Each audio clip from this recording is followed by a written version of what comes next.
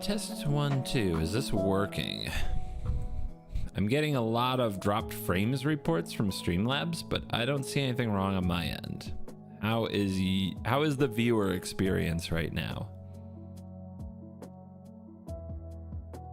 Is it lagging? Is it working fine? Talk to me, Goose.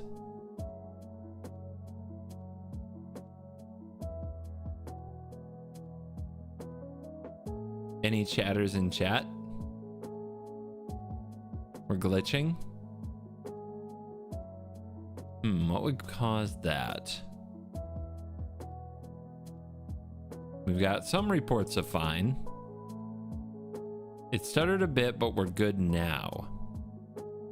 How about YouTube? Does YouTube have any reports?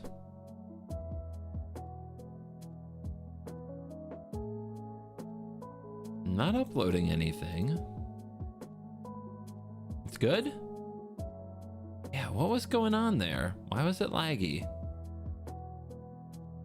Stream is laggy. The settings are no different than yesterday, and I don't see any problems on my side. YouTube is fine, but Twitch stutters. We're having a weird day, guys. Weird day.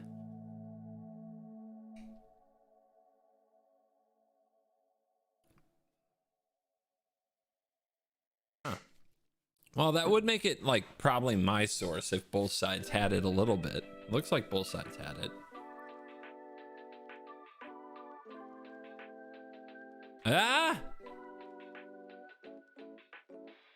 Now it says more. Now it says 40% of my frames are dropping. What is going on? What is going on, guys?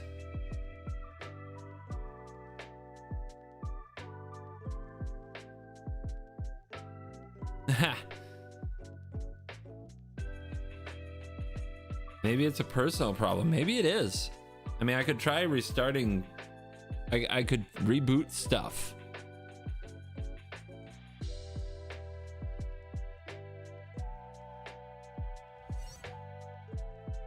Open stream settings.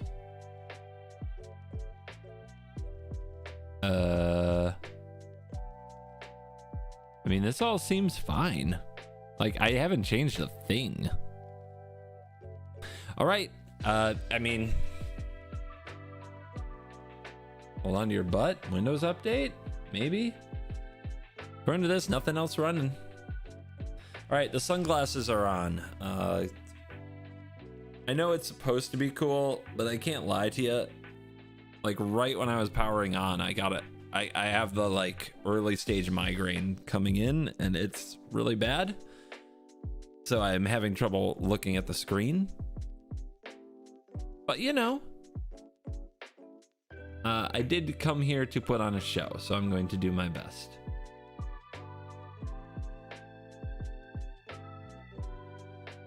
Gone now. What's gone?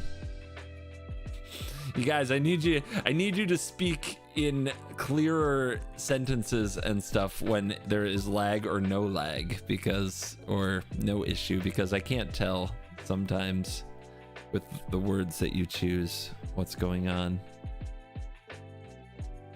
It says it again. Drop frames. What is going on today? What on earth is going on today? Well, I'm glad it's going fine for some of you Twitchers. There is no stream?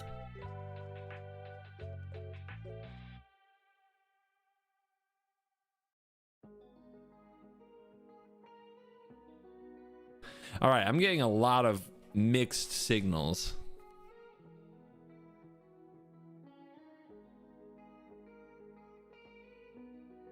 I have people on the same platform saying it's now both the stream is down and there's nothing wrong.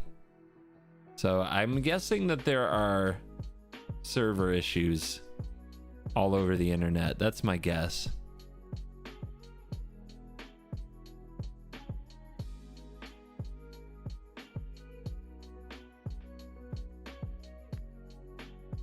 I doubt it's trolling. That'd be weird. All right. Well, we're going to give it a try because the worst possible is coming out. And that's what we're here to do. Worst possible watch party. Woohoo! Usually we do a premiere and you guys chat in the premiere, but today we're going to hang out on the Twitch, YouTube dual dojos and watch the latest episode. So if you guys like to watch that, now you can do it here.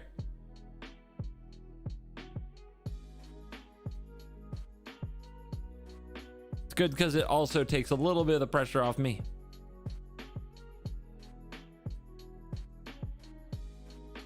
Ooh, the pressure. Because my head be hurting. Don't worry, I've taken my preemptive Advils. Just gotta let the light sensitivity pass.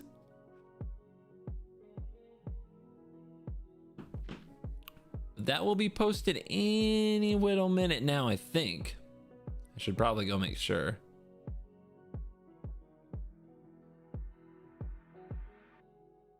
It will be another Lord of the Rings episode. In fact, here you get I'll let you guys, let's react to the thumbnail first and foremost, huh?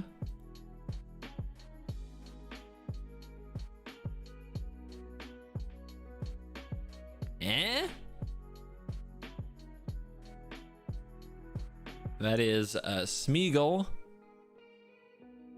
That is Samwise Gamgee as Eowyn, and that is Galadriel. So that is some of the commanders and the thumbnail faces that you can expect to see. Yeah, Shay's playing green. Yep. Usually means Shay's gonna be a problem. Lord of the Rings is a great set. I can't get enough Lord of the Rings Commander. Like, that is obviously Historic Brawl is fun. The Commander games are pretty radical.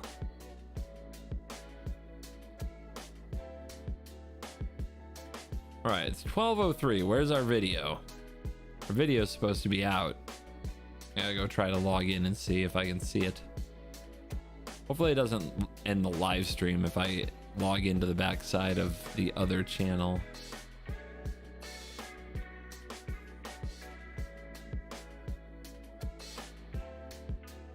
Latest episode of Lord of the Rings just released on the main channel, by the way. Oh, okay. Well, it says it's there. It just didn't show up on my computer yet. Weird. The internet's being funky for me today, guys. But we're making it work.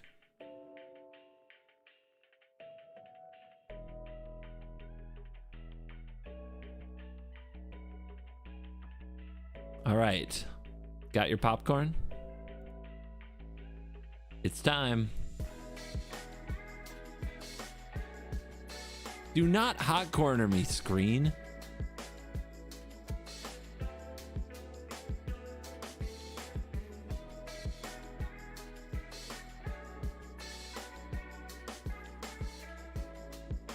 Theater mode. I'm having a day. Fine. We'll figure it out. We'll figure it out. And I set it up in such a way that is me hanging out in the corner going to cover important things? Probably. So let's try to frame it so that doesn't happen.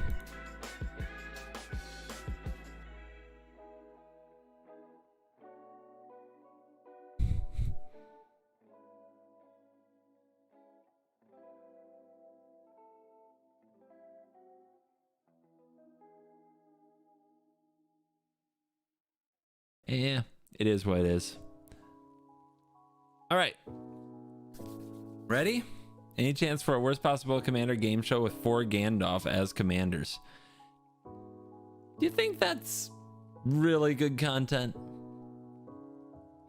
The Omnath was kind of unique in that we really got to spread out the colors and strategies. Do you think that's really good content?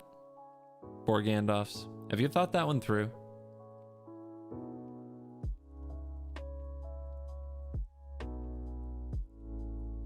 All right. Got your popcorn? Everybody ready to start this up? Dun dun dun dun dun dun dun. Here we go. Unmute. Crank it to the moon. Hit me. Ah, that beautiful intro. Welcome back to the worst possible Commander Show. I'm Ben. Here is Blake. Hey. And CGB. Hello. And Shay. Hello. And we're playing Lord of the Rings in our show. Use promo code WORST at checkout at coolstuffinc.com. An intro. Today I'm playing Samwise Gamgee. Whenever another non-token creature enters the battlefield under my control, I create a food token, and I can sacrifice 3 foods and return target historic card from my graveyard to my hand. And my worst possible, bringing back the squirrels. Hopefully more than a Google of them, because apparently that wasn't enough. I can't wait for him to make 2 Googles of squirrels. Yeah. More squirrels. Maybe a Googleplex today, guys. Oh, man. So this one uses a different card, though. Yes, it does. It uses Rosie Cotton of South Lane. When she enters a battlefield, I create a food token. Whenever I create a food token, or a token, sorry, I put a 1/1 counter on target creature other than Rosie, which just happens to be Scurry Oak. And then that will make a squirrel. And then it will start again. Samwise makes a food. Yeah. And then Rosie makes a token. And Lots of stuff. It's going to be pretty good. Yeah, Blake, what are you playing today? I'm playing Galadriel of Lothlorien. Figured I'd play something I kind of look like. And I'm playing, it's basically Scry Ramp. So Galadriel is a 3-mana 3/3 that says whenever the ring Blake's tempts you, twin. if you choose a creature other than Galadriel of Lothlorien, scry 3. And whenever you scry, you may reveal the top card of your library. If a land card is revealed this way, put it onto the battlefield tapped. So I'm going to be doing what I love, which is playing blue spells next to green spells and ramping a bunch. Hopefully into Royal Elemental, which is a classic landfall, I take your thing until you kill Royal Elemental, and the Temporal Anchor, which is going to be a ton of card advantage in my deck. So I'm going to try to bury my opponents in lands and spells. Well, that sounds exciting. I look forward to exiling all of that and smashing it, because I am playing Eowyn, Fearless Knight. This is 2 and a red-white for a 3/4 haste human knight. And when she enters the battlefield, exile target creature an opponent controls with greater power, and legendary creatures I control gain protection from each of the creature's colors until end of turn. So I am going to pull out some of my kind of Yorian tendencies, and I'm going to blink Eowyn over and over to exile all the big creatures that you guys put on the battlefield, while also giving my cards protection. I'm also going to use my blink cards on cards like Mere Battlesphere and Siege Gang Commander to make a nice army of tokens that are going to overwhelm you and possibly finish you with an Akroma's Will that would make them all hit extra hard with a variety of keywords. So that's what I'm doing. That's going to be pretty scary. Yeah, sounds on brand and scary. Shay, what are you playing today? Today I'm playing Smeagol, Helpful Guide. He costs 1 in Golgari. He's a 4/2 halfling horror. And at the beginning of your end step, if a creature died under your control this turn, the ring tempts you. He also says whenever the ring tempts you, target opponent reveals cards from the top of their library until they reveal a land card. Put that card onto the battlefield tapped under your control, and the rest into their graveyard. So the whole idea for the deck today is to find ways for the ring to tempt me. One of the most accessible ways for me to do that is with Smeagol's ability himself. So I can sacrifice a creature, maybe like a token that's created by, I don't know, a Scoot Swarm, to one of my sack outlets like Phyrexian Altar. But then, with Dúnedain Rangers on the battlefield, whenever a land enters the battlefield under your control, if you don't control a ring bearer, the ring tempts you. She's got the new combo, guys. So essentially, the idea is to steal the land, it enters, She's got the making new more combo. tokens that I could sacrifice if I needed to, but with that land entering, that landfall triggers, and the ring tempts me again and again and again, and I can steal all your stuff and make you mill. stay away from Scoot Swarm. Stick to your Triumph of the Horde. Stick to your Crater of Behemoths. Scoot Swarm's mine. I don't know about that. I does anybody else on this show have a Scoot Swarm victory? I believe I have a Scoot Swarm. Oh, this is victory. ridiculous. Oh my God. Yeah. I think the Scoot Swarm is public domain. I Voted. can't talk to you right now. Okay, well, we're gonna roll off and see who goes first. This is such a weird game. This is such a weird game because I have to be like the aggro in this one. Somebody's got to do the Boros shenanigans.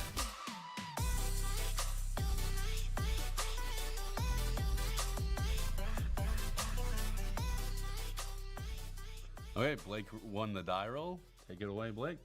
All right, I will draw for turn. I will play Basic Island. I'm going to get really small in the corner so you can see as much of the board as possible. We all know Shay's board is the most Exotic interesting. Orchard. I got no use for that blue mana in this deck. Go ahead, Shay. That's why I played it. All right, I will draw. Gonna play Besiju, who endures. Man, I should probably still crop this Cast different. Llanowar Elves and pass to Ben. I'm gonna play Ah! Bountiful Why are you like this? Promenade. Windows. I'll tap it and play an Elvish Mystic. Wow. Go ahead, Blake. All right. Draw for turn. I'm going to play a Forest. I'm going to cast a 3 visits, and I'm just going to get a Breeding Pool. And it'll be your turn, CGB. Draw for turn.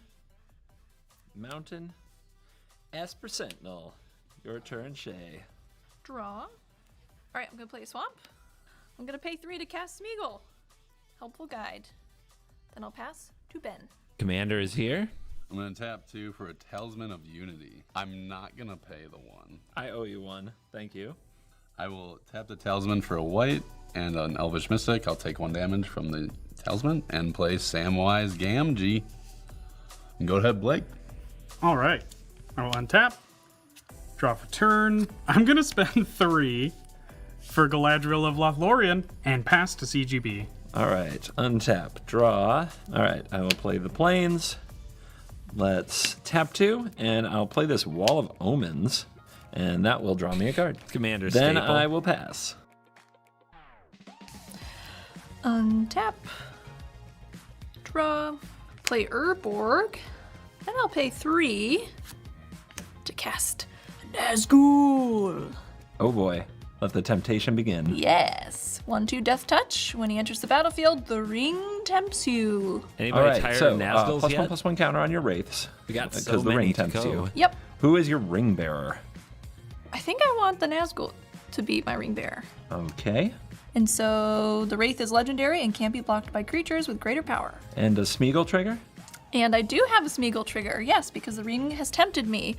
And so I'm going to target Blake to reveal cards from the top of your library until you reveal a land card. Okay. Tamio's Epiphany, Joint Exploration, and a Forest. I will take your forest. It goes For onto you. my battlefield tapped. And it's a swamp. And yep, those go to the graveyard. All right, I will pass the turn to Ben. All right, I'll untap. Draw for a turn. I'll play a Gilded Goose, and I'll make a food from Gilded Goose and from Samwise Gamgee. Play an Exotic Orchard for turn. I'll cast Lightning Greaves. Do you pay the one for my Esper Sentinel? I will. Oh. Boo. And I'll go to equip Lightning Greaves to Samwise Gamgee. That's all for me, Blake. Go ahead. I have an end step effect. I am going to cast Ephemerate, and I'm going to target my Wall of Omens. I'm going to exile it and return it to the battlefield and draw a card. And Ephemerate has rebound, so it happens again on my next upkeep. Value. Proceed. Let's go value. I love it. It's CGB doing CGB things.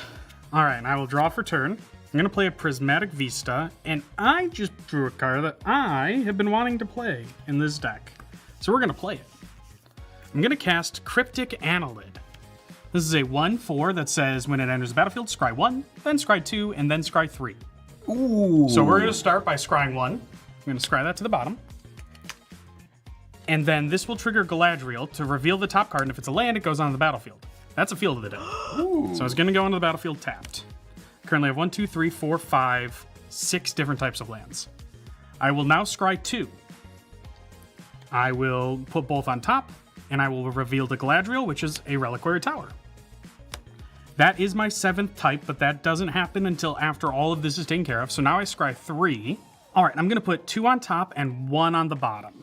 And I'm going to reveal, you guessed it, a land. I'm going to reveal a forest. So now that this is done resolving, I have now got 2 Field of the Dead triggers. So I'm going to get 2 black zombies. Now, just to prove a point to the guy playing Espersano, I'm attacking CGB for 3. Block. Okay, your turn. Let that be a lesson to you for playing Espersano. Yeah, because clearly I'm the problem. Got it. That scrying, on my scrying upkeep, card Ephemerate is will insane. get cast targeting my Wall of Omens. So I will draw another like card. 3 lands and into then I'll do my battlefield. usual draw step. I'll play a mountain. I will tap these to cast Cursed Mirror. This enters the battlefield as a copy of a creature on the battlefield until end of turn, except as haste. I'm going to make it a Wall of Omens and draw a card. Nice. Are you jealous, Blake? It's so turtle, I love it. I'm going to tap 2, and I'm going to cast Ambitious Farmhand, which is going to search my library for a Plains card and put it into my hand. Then I'm going to move to my end step, and I'm going to discard the Plains card. Because I don't need it. And I'm done. Untap. Draw. I'll play Yavimaya, Cradle of Growth as my land for turn. Boros Then I'll Dirtle. pay 3 for another Nazgul. Oh boy. Cool. Yeah, so when the Nazgul entered, the ring tempts me, which means that this Nazgul here gets 2 counters, and this one is at 3. Cool. And then I also have a Smeagol trigger because the ring has tempted me. Ben, What's up? let's look at the top of your library until you reach a land card. I would love to. I really hope the first one is in the land because I No actually regard do for want that things in my Plains. graveyard. Generous gift. Path of Ancestry. Okay, I will steal your Path of Ancestry. We'll come to my battlefield tapped. I'll move to combat. I'm gonna swing my, what is that, a 4/5 Nazgul to Blake. Okay, so on attack, I have a ring attack trigger, so I will draw a card. And then discard a card. Okay, on the discard, I'm gonna get rid of a Carrion Feeder. I will take 4. And that's all for me. Ben, That's all. your turn. That's all, folks. I'll untap. Draw for turn. Right, I'll play a Gingerbread Cabin, which enters untapped because you have a Maya. Thank you, Shay. And I'll make a Smooth food token. combo. I'm going to play Eternal Witness, returning Generous Gift to my hand. All right, since I played my Eternal Witness, I'll make a food from Samwise Gamgee. Then it's your turn, Blake. All right, we're gonna untap, and I will cast something on my upkeep. All right, I'm gonna spend 2 mana to cast in my upkeep a Deliberate. So I'm gonna scry 2 and then draw a card. Trigger Espresso. Dun, dun, dun. I have so much mana, but like, no, you've got enough cards. Screw you. I'm paying. He hates it. Get He has paid, to nerd. pay. The All power of the right, tax so we're gonna compels him. deliberate now. All right, we're gonna put 1 on top. And we're gonna put 1 on bottom, and we will draw a card from Deliberate, and then I will. This will trigger Galadriel, and I'm gonna see Crucible of Worlds, Conduit of Worlds. So no hit. No hit. All right, now I will draw for my draw step. I'm gonna play an Exotic Orchard for turn. This will trigger Field of the Dead, and I will get another zombie. I'm then gonna spend 3 mana, and I'm gonna cast Nissa, Steward of Elements for X = 1. A Planeswalker. A Planeswalker on the battlefield. What? If that's okay with everybody, gonna enter with 1 counter, but I'm gonna immediately tick her up to 3 and scry 2. Both of these are going on the bottom, and we're gonna reveal. Scoot Swarm. Whoa. Seems good. I thought Shay had that card. Oh, I got it too. Public Scooties. Couple of scooters. I'm going to finally cast Scour All Possibilities, which is scry 2, then draw a card. I'm going to scry 2. I'm going to leave them exactly as they are. I'll draw a card, and then I will reveal a forest, which will enter the battlefield, and Field of the Dead will make another 2/2. Yep. I'm actually just going to pass on that for now. Oh, you're done. Yeah, just Oh, I'm not used to that from you. Okay. I will untap and draw. I will play a Plains, and I will pass the turn. flat. At your end step, CGB, Yo. not Blake, I will tap paying 1 from the Unity, Talisman of Unity, and I will generous gift the Field of the Dead. That's gonna get scary. Hey, we've got Shay on the Twitch chat. Welcome in. And Blake on the YouTube chat. How you doing, guys? So I will draw, but that's actually really good timing because I might have to discard to hand size. And then I will respond by cracking my Prismatic Vista. All right, I got an island with the Prismatic Vista, and that will make another zombie. So I have 5 friends. That'll cost me 1 life. And then I think we're all good because my Field of the Dead gets murdered. Okay, so also on CGB's end step, I'm gonna pay a black for a Vampiric Tutor. Ooh, pay 2 life for that one. Yes. That triggers Esper Sentinel, Shay. Would you like to pay? Whoa, yes. Okay. I have the mana, so I should do it. All right, I found my card. It's on the top of my library. So can I discard now? Oh, yeah. You guys done? Yeah, All right, yeah, planes. Go ahead. Cool. All right, I'll untap. Gonna pay 3 for a Scoot Swarm. All right, all Scooty Patootie up in here today. Yes, all the Scooty Patooties. Then I'll pay 2 for a shortcut to mushrooms. Nice. So when it enters, the ring tempts me. And then it says, at the beginning of your end step, if a permanent you controlled left the battlefield this turn, put a 1/1 counter on target creature you control. All right, that is an Esper Sentinel trigger. Sure is. You can have your card. Sweet. Okay, so the ring tempts me, which means a few things happen. So first, let's take care of the Nazguls. So they will each get 2 more counters. Yeah. Okay, and then also my ring does a thing. Whenever your ring bearer is blocked by a creature, that creature's controller sacrifices it at the end of combat. All right, and then I also have a Smeagol trigger. And there was one person who has not been targeted with the Smeagol trigger. Is it my time? Yes, it's your time. All right, let's go. You get a command tower. I'll take it. Okay, time to think about combat. Oh, and actually, when that command tower enters, I have a Scoot Swarm trigger. Uh-oh. Okay, here's my insect Scoot Swarm.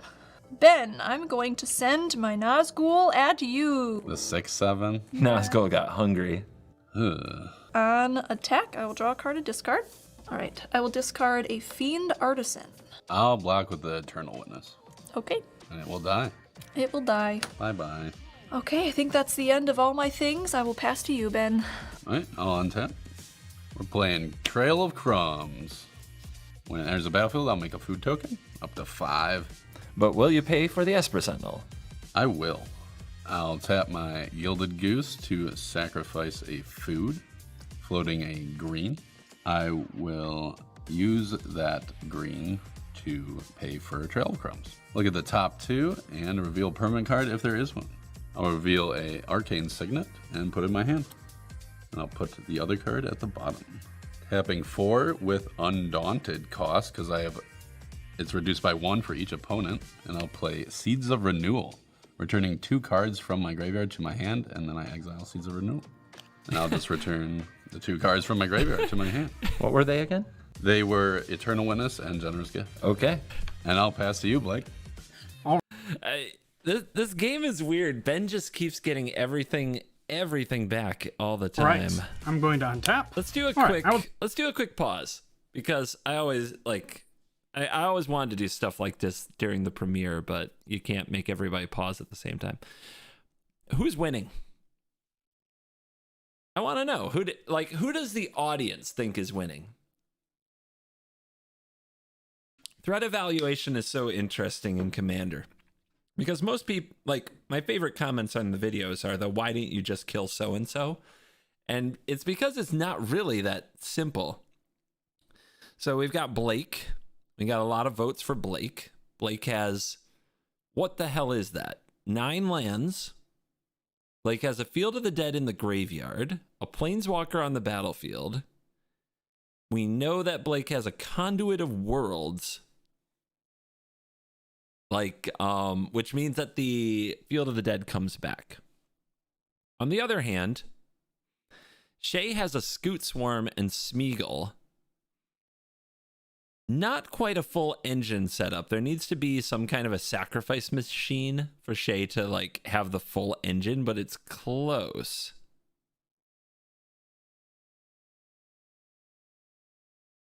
Didn't Shay have infinite if she played the carrion feeder last turn and she discarded it? In what way? With the Scoot Swarm? I think she needs one more land, but you might be right. Like, see, carrion feeder, no, she doesn't have infinite. She needs the 4 mana. I forget the name of the card, but she doesn't have the card that you think she, like, Scoot Swarm, Smeagol, the tempting thing happens. Get this back. Get a land, get a fall, get a creature, sacrifice it. Is that leave? Let's look at, I guess we have to look up the card. Which Smeagol is this? Or is it Gollum? Is this a Gollum or a Smeagol? Did she have the infinite? It's a Smeagol. All right. At the beginning of your end step, if a creature died, it tempts you. When the ring tempts you, target opponent reveals cards. All right. So what you're looking at was an infinite, like, it wasn't an infinite temptation. And that's what it requires here, because it says whenever the ring tempts you, this happens.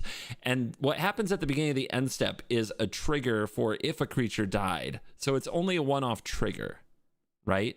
What you need to go infinite with Smeagol is you need the ring. You need a way to repeatedly tempt yourself, and sacrificing a Scoot Swarm to a carrion feeder does not do that. So the answer is no. That is not infinite, if that makes sense.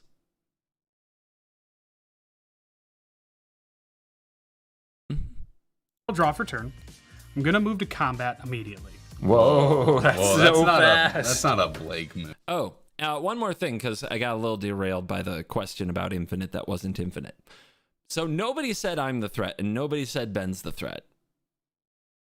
At this point, if you had a removal spell or an attack to make, it would go to Blake or Shay, is what I'm getting. Because almost nobody said me. Nobody said Ben. Let's see how it plays out. Hello?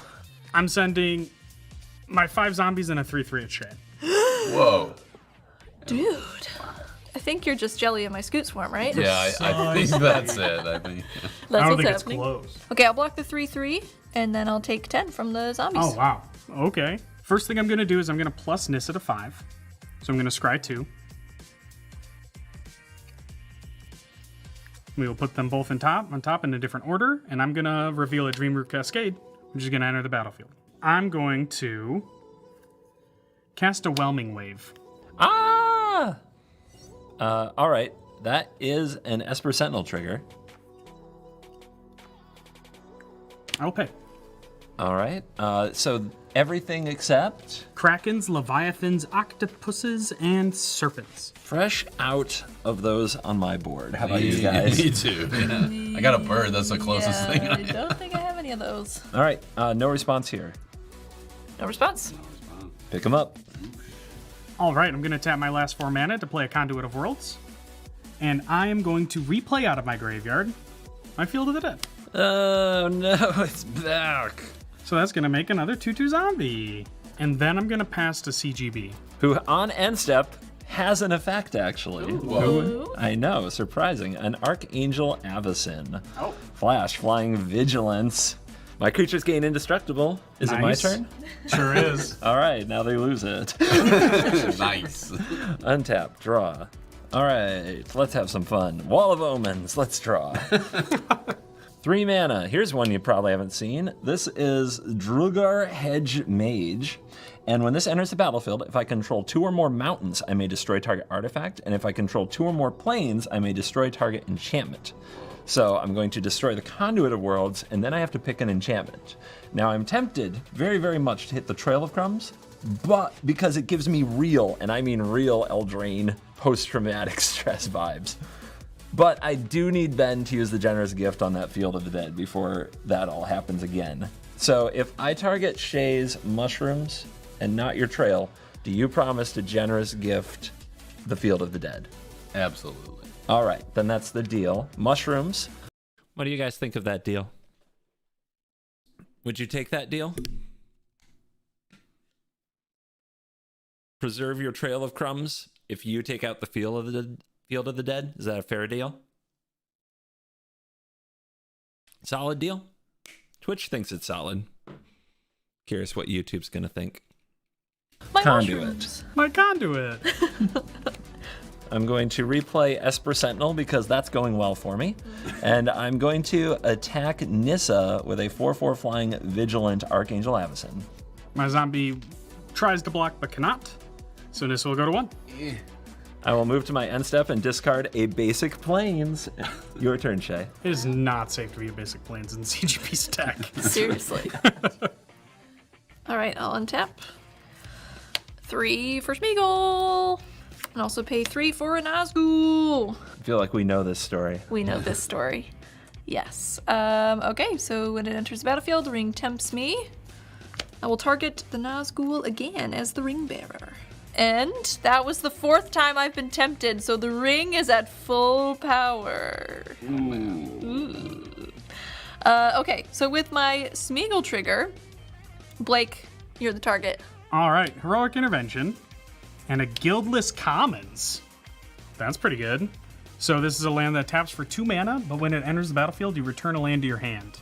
Owner's hand, so don't bounce one that you stole from us. Yeah. Thief. Okay, well, I will take this swamp. Okay, and then I'll play that swamp as my land for turn. Pass to Ben. All right. I'll untap. I'll tap 2 for an Arcane Signet. 2 more for Samwise Gamgee. He's back. I'll equip the Lightning Greaves to him. Ben, I have a quick question about your Arcane Signet. I should have done it Yes. sooner. Esper Sentinel? No. Go ahead and draw. Love you, Ben. Second main, I'll tap 3 and destroy that Field of the Dead again. Luckily, I got an elephant nearby. Now I'll pass it over to you, Blake. All right, I'm gonna go 1, 2, 3 for Galadriel. All right, now I'm gonna cast another great magic card. For 6 mana, I'm going to cast the Temporal Anchor. This says, at the beginning of my upkeep, scry 2, and whenever I choose to put 1 or more cards on the bottom of my library while scrying, exile that many cards from the bottom of my library. During my turn, I may play cards exiled with the Temporal Anchor. So basically, when I bottom cards from scrying, I get to play them on my turn. Oh, CGP, come on. You pay the one? You I do. paid it so good. And then I'm going to plus Nissa. So I'm going to scry 2. I'm going to put 1 on top and 1 on bottom.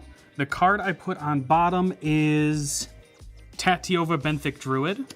Which is now exiled with the Temporal Anchor, which means you can cast it on your turn. On my turn. Yep. That will then trigger Galadriel, and I'm going to put an Alchemist Refuge onto the battlefield tapped. CGB, it's going to be your turn, friend. Pal, buddy.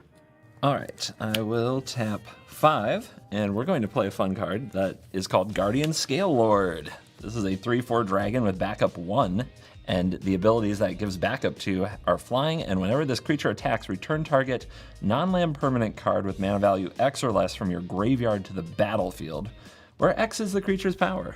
Right now, I don't have any non-lands. All swamp, all basic So plains. it's fine. Don't worry about it. That said, I'm still going to back up my Esper Sentinel. So it will now be pay the 2 and have a +1/+1 counter. Nice.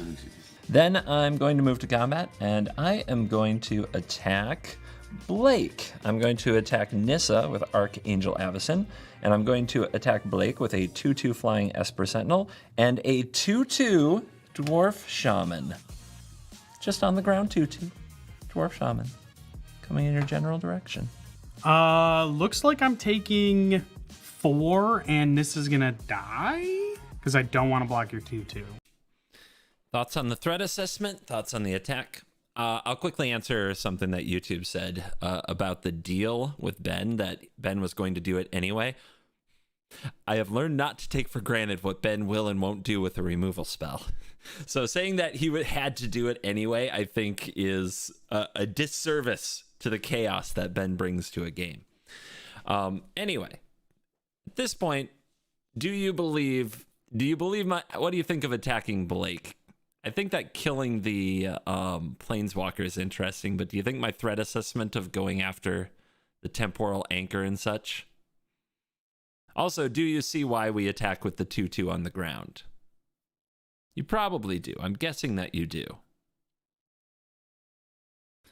At this point, Shay has a full-powered ring, a lot of lands, and the Smeagol's back on the battlefield, but nothing too scary. Ben has Trail of Crumbs. Lightning Greaves is protecting Samwise.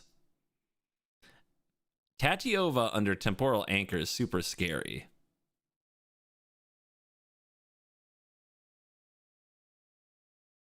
All right, we'll continue.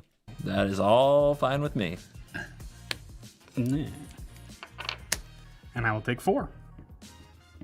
All right, let's tap 2 for an ambitious farmhand and search our library for a basic plains. For my land for turn, I'm going to play a Boros Garrison and return the exotic orchard to my hand.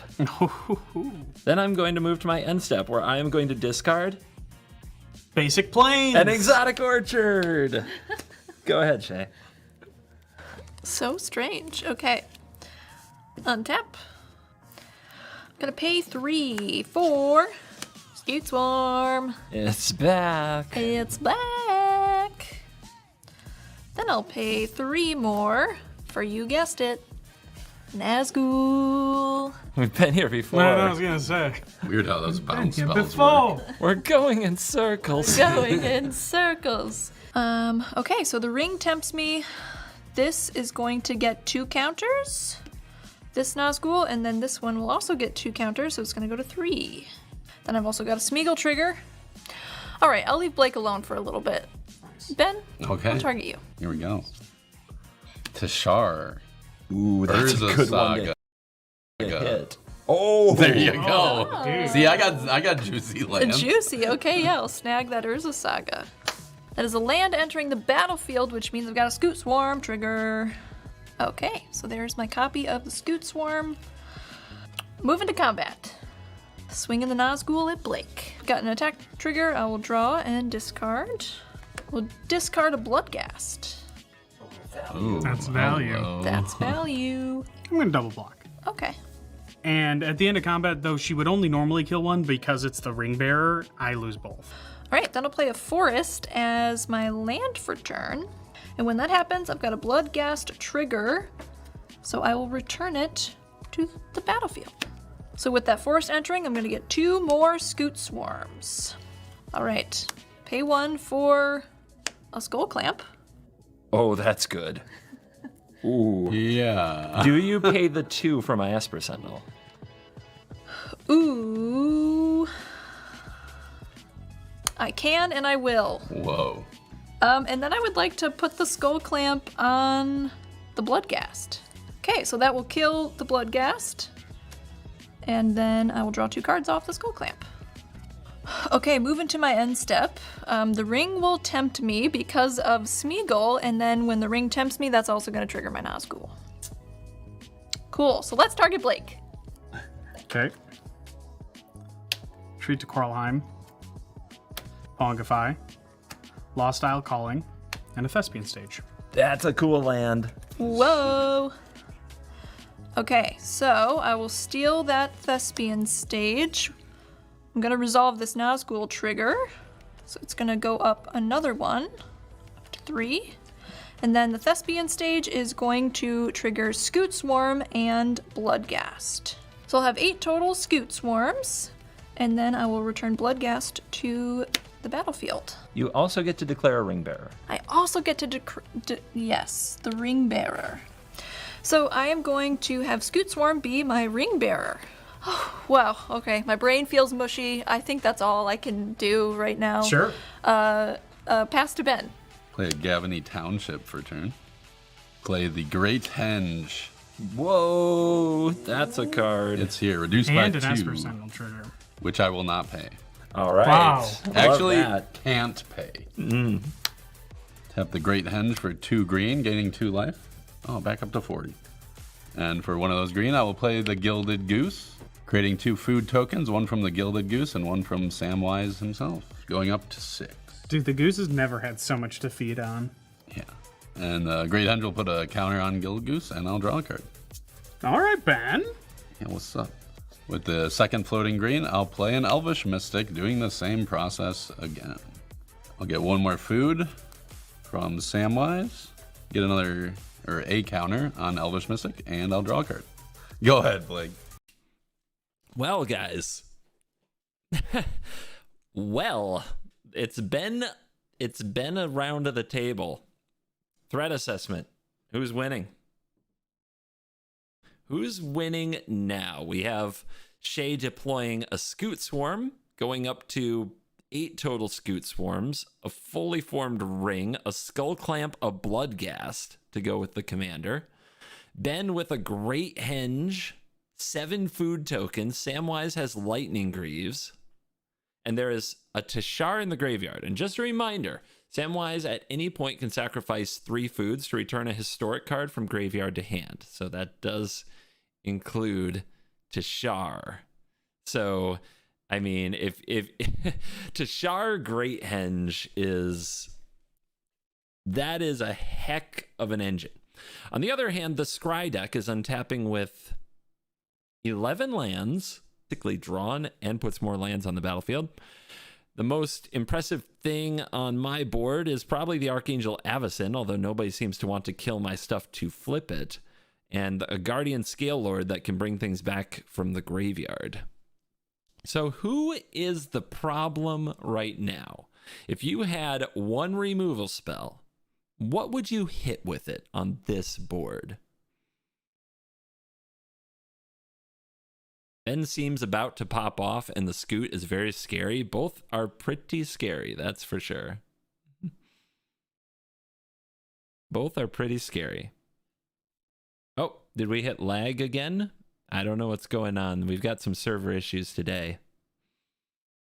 Dang internet, behave. I am very sorry about that. Not really something I can do anything about. You can go watch the video, you know, by your lonesome without the party. I'm not sure what's wrong with the bitrate. Obviously very frustrating when you're trying to do something fun.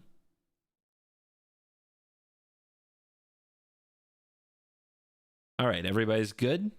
Please get rid of Scoot Swarm. So there is an onboard sort of answer to the Scoot Swarm. Anybody who is willing to let one of my creatures dies means the Avacyn transforms, which can clean up the Scoots for the moment. Of course, Shay's playing Golgari, so getting them back isn't probably that hard. The Avacyn also sets Samwise back.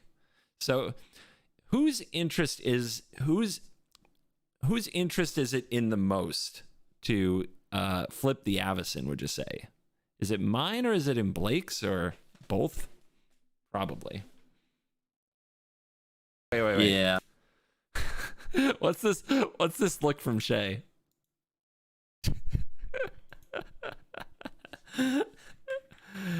Where is it?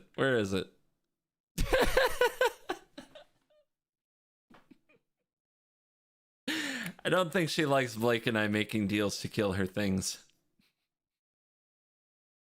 That's a vibe.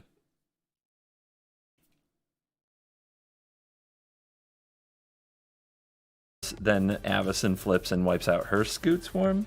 Correct. But you don't have to worry about my Scoot Swarms. And 2 turn cycles starting including this one? No. So my next turn and the turn after that, I won't. I'm going to go back to get this deal again because I'm going to ask you guys what you think of this deal.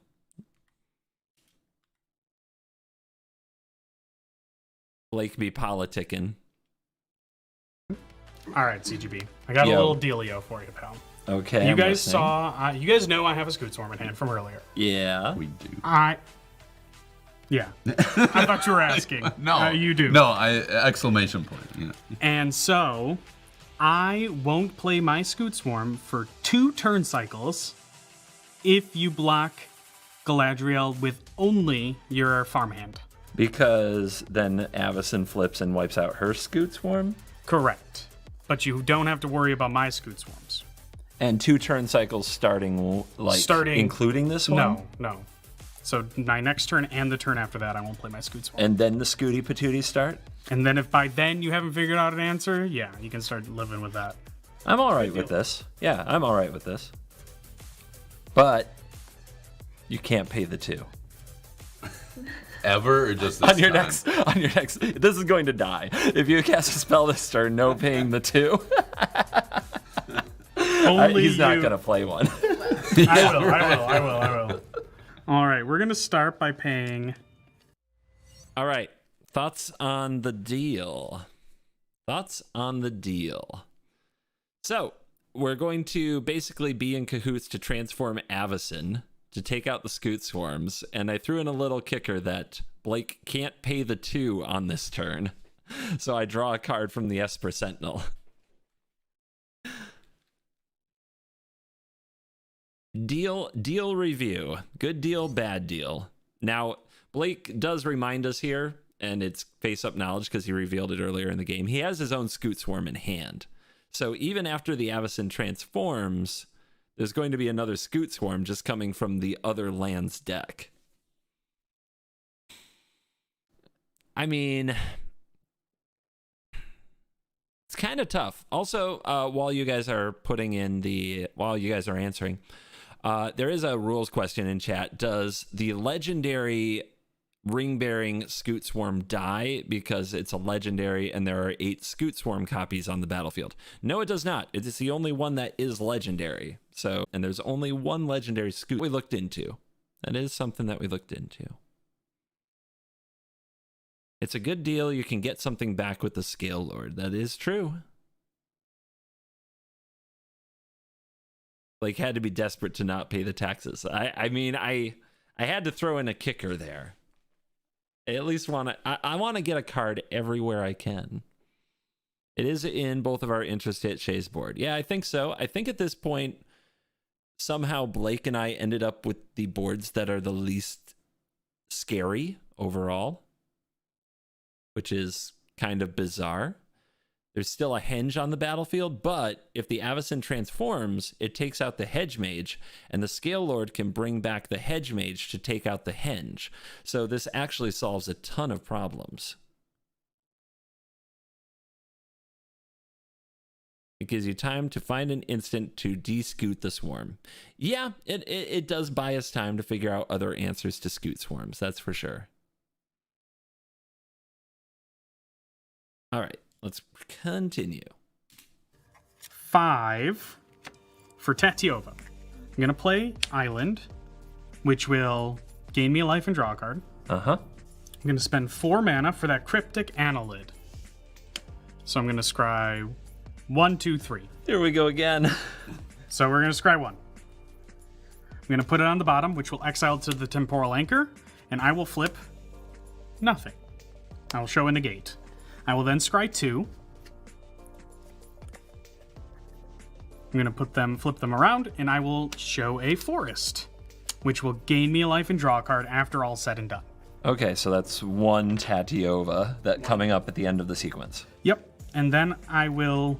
And did you, when you scry... I kept 1 on top, and I kept both on top. Okay, because when you keep on top, it doesn't... Okay. Yep, and then I will scry 3...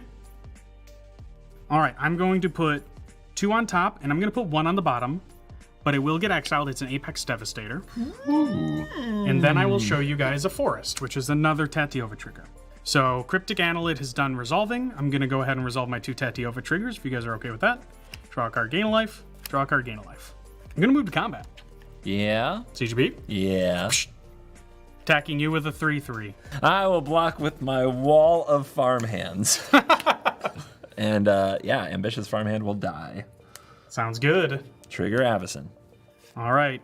I'm going to pass my turn. I will untap, and on my upkeep, Archangel Avacyn will trigger. That flip is on the stack. And then on the backside, what it says is when this transforms into Avacyn the Purifier, it does 3 damage to each other creature and each opponent. I got a little response. Uh-huh. All right, I'm going to spend 2 mana, and I'm going to cast Bombadil's Song. And I'm going to target my Tatiova. This says, target creature you control gets +1/+1 and gains hexproof until end of turn, and the ring tempts me. So that will let Tatiova survive. The ring tempts me, so I will choose Tatiova as my ring bearer, and it'll go to the first level. This will trigger Galadriel, and I will scry 3. Okay. All of them on top in this order, and then I will... reveal from Galadriel, and I'm going to reveal a Simic Growth Chamber, which will trigger to return an island to my hand. That is a Tatiova trigger. That is a Tatiova trigger. I will gain a life and draw a card. And then everything can resolve now. All right, 3 damage to each other creature and each opponent. So I think that's gonna kill everything except for my Nazgul. No responses. No responses. Ben? Okay, I have a response. I'm gonna sacrifice 3 foods by using Samwise's ability, going down to 4 foods, and I will return Tashar, Ancestor's Apostle, to my hand from my graveyard. All right, any other responses here? None for me. 3 damage. Pow, pow, pow, pow, pow, pow, pow, pow, pow. And you guys take 3 to face. My Hedge Mage and my Esper Sentinel will go to the graveyard. I will keep my commander in the graveyard. Makes sense with a Tashar in your hand. All right, I will draw for turn, because didn't do that yet. So how big is Tatiova right now? It's a 4/4 until end of got turn. 4. Well, it's technically a 4/1 until end of turn. It's got 4 power? That's what you're saying? Well, could be. Yeah. Okay, cool. I'm going to play Eowyn, the Fearless Knight, a 3/4, and when it enters the battlefield, exile target creature Blake controls with greater power. Oh, well, that's mine. That is out of there. Tatiova gets exiled. Legendary creatures now gain protection from green and blue until the end of my turn. Did that still have hexproof?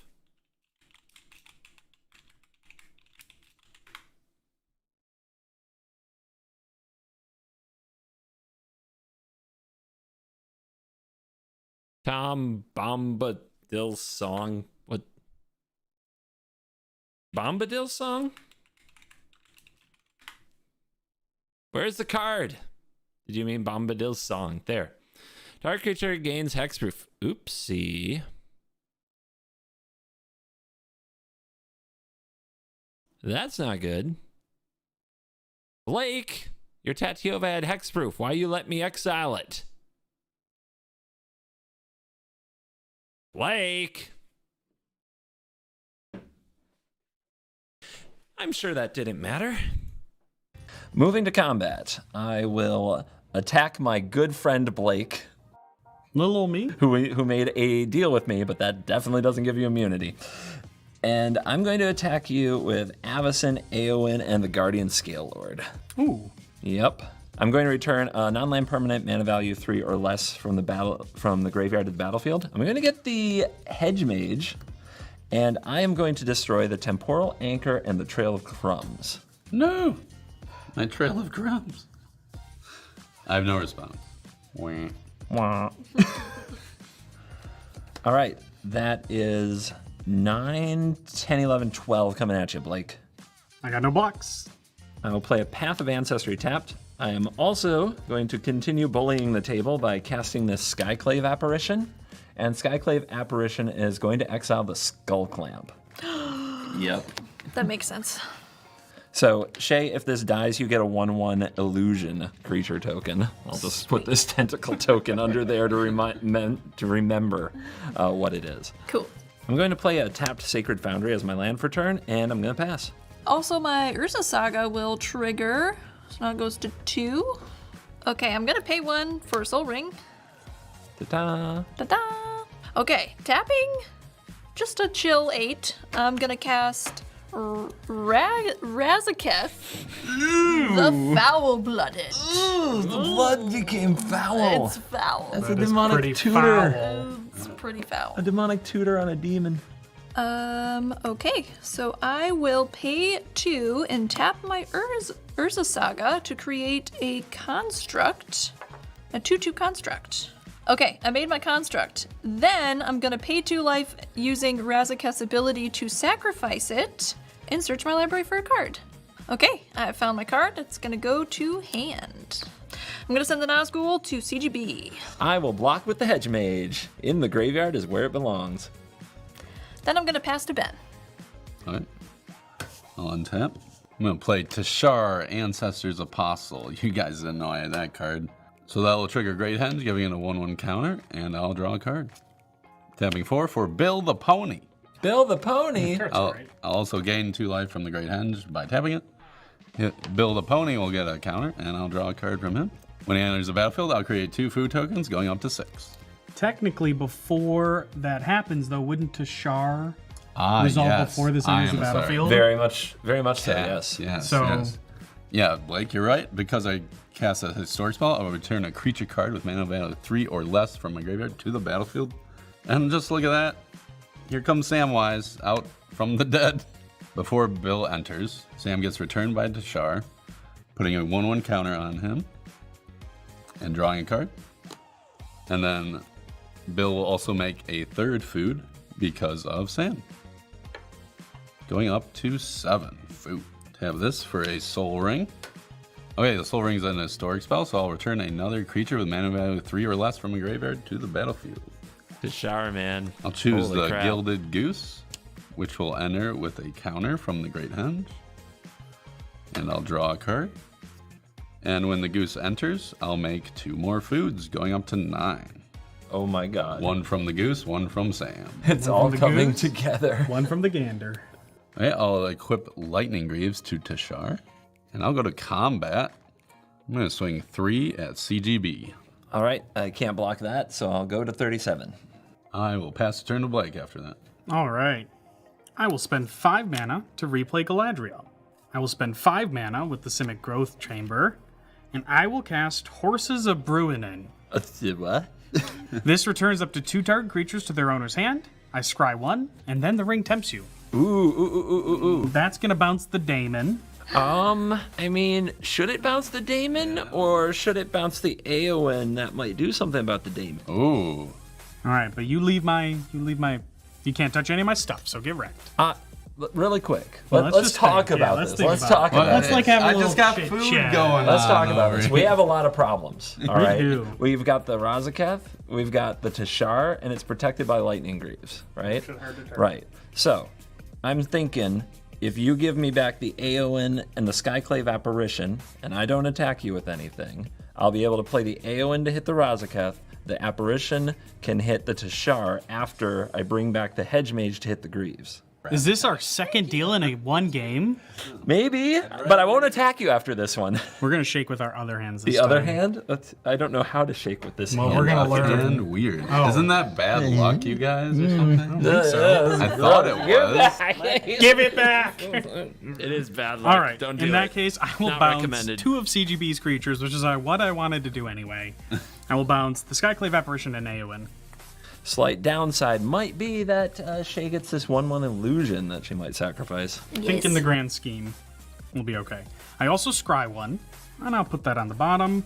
I'll scry 1 from Horses of Bruinen, and then I will reveal with Galadriel. It's a Greensleeves. Now the ring will tempt me. I will choose the Cryptic Annelid to be my ring bearer, and I have a ring on 2 now. That will let me scry 3 from Galadriel. I'm going to put 2 on top and 1 on bottom.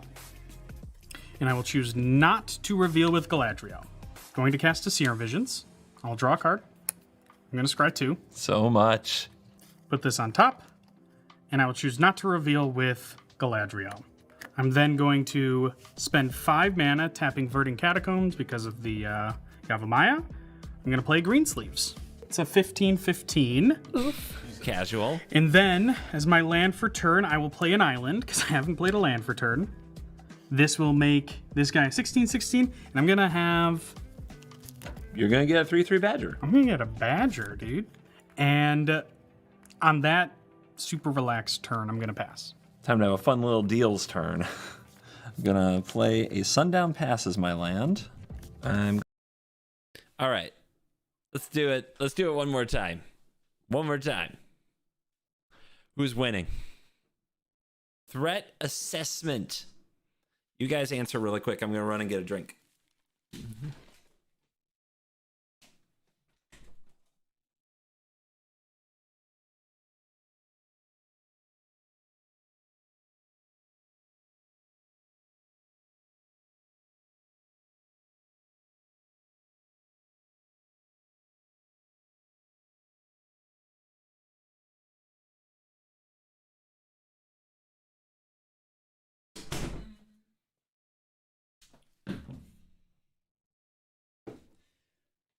Still think Ben, huh?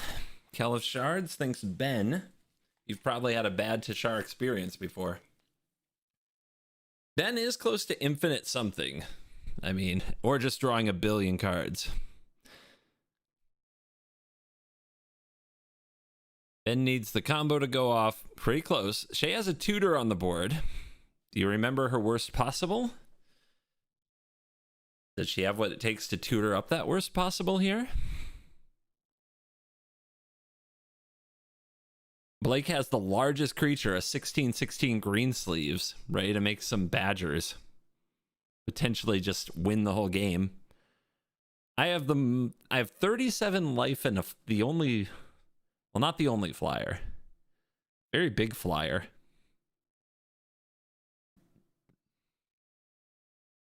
All right. Let's get into it. I will tell you, I remember we're getting into the home stretch. I'm going to tap 4 and cast Aowen, Fearless Knight. If that enters the battlefield, I'm going to attempt to exile Razaketh, the Foul-Blooded. Well, yeah, when that enters, I'm gonna respond by using Razaketh's ability to sacrifice this, what was it? An illusion. An illusion, yes, and pay 2 life to go snag a card. Okie doke, I grab my card. All right, does Aowen's exile work out? Yes. All right, moving to combat. My legendary creatures do have protection from black until end of turn, if that's relevant. Aowen will attack Shay, and Avacyn the Purifier and the Guardian Scale Lord will attack Ben in the air for 9. On attacks, Guardian Scale Lord will trigger, and it will return the Hedge Mage to the battlefield again. The targets are going to be the Lightning Greaves on Ben's board and the Urza's Saga on Shay's board. I have a response. In response, I'm Swords to Plowsharing the Hedge Mage, so it never comes back. Yeah, that resolves. The Hedge Mage is exiled. I will gain 2 life.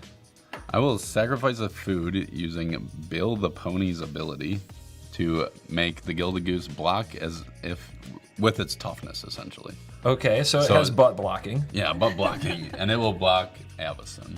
Okay, so that's going to deal 3 to it. Yep, Avacyn has 5 toughness. I know. Okay, then Gilded Goose dies and you take 3. And Shay, you take 3 commander. Yep. All right, I'm going to tap 3, cast Skyclave Apparition. Let's exile the Tashar. It is gone. I'm just going to put this little 4 dice here that is going to represent the illusion that Ben gets if the Skyclave Apparition dies or leaves the battlefield. Then I'm going to pass the turn. Go ahead, Shay. All right, I'm gonna start by casting a Llanowar Elves. Oh, that's what you tutor fine. for. Okay. Yeah. Okay. That's a fine tutor. Not scary. Nothing scary there. Then I will pay 3 for a Phyrexian Altar. It's like a little Just scarier. look at my hand really quick. Yeah. Yeah. That resolves. Okay. Cool. All right. Then I'm gonna tap 5 to cast Smeagol. Smeagol is back for the precious. Okay. Sure. Yep. Smeagol is back for the precious. Next, I'm gonna pay 4 for a Dundane Rangers. Wait, so is that the combo? Yeah. Wait, how close are we? I don't see the Scoot Swarm.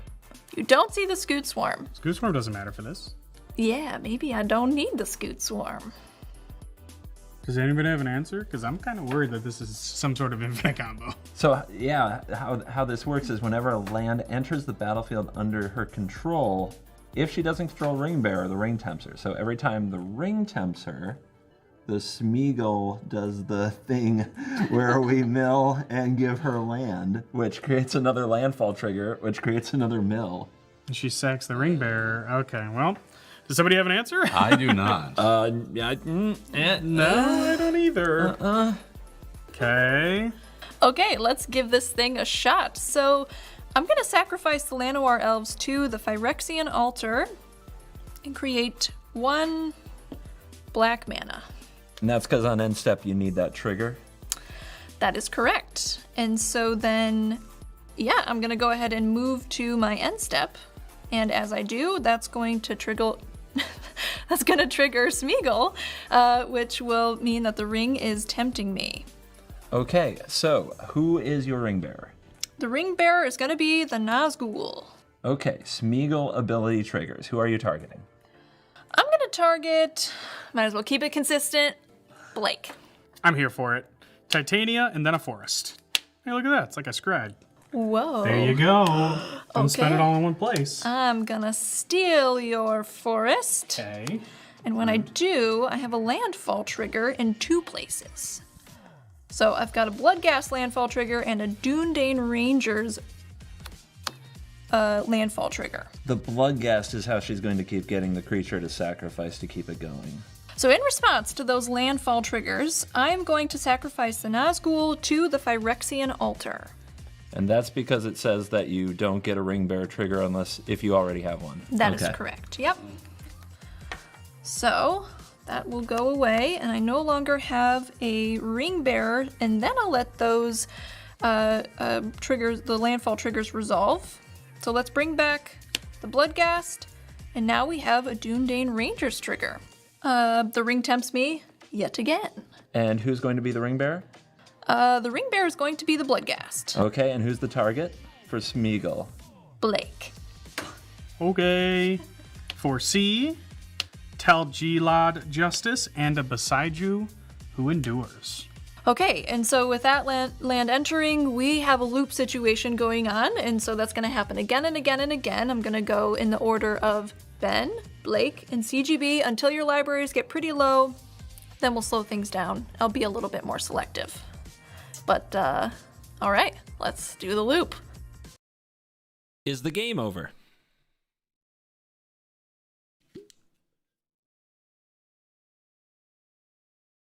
I think this is a serious question. I think this is a legitimate question. I think a lot of people would believe the game is now over with a loop that mills a player for every repeat. Is this the end of the game?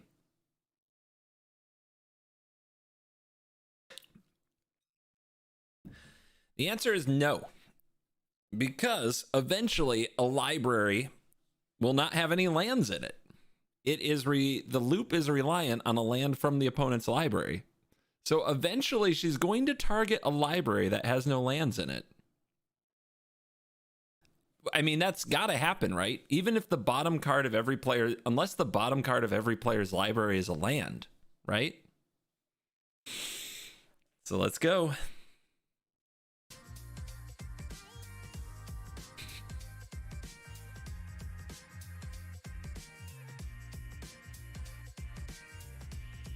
Okay, how many do you have left, Ben? Question. I wondered how they do this. I haven't actually seen this. I'm seeing it at the same time as you guys. So our editor just did a mad speed up there. And this is Shay's stack of lands that have entered the battlefield under her control in this end step. Just so you guys know what's going on here. 7. All right, 6, 7, like 9? 9 for me. All right, now it gets interesting. Gosh, okay. Come on, you know I got one more. Yeah, now the choices matter. Okay, let's go, Ben. Okay. Come on, Ben. Ah! Dang it. Blake's at 9. Let's go, Blake. Temple of Mystery. All right. CGB? Me? Yeah. You sure? Yeah. All right. Panharmonic. Please. Oh! Come on! Two left. For those who might not be fully grasping what's going on here, somebody is going to be the first one to mill out with no lands in their deck. Unless the bottom card of each player's library is a land, and as I pointed out a few times in the filming, we knew that Blake scryed and that he was scrying lands to the top because he got them for free with his commander.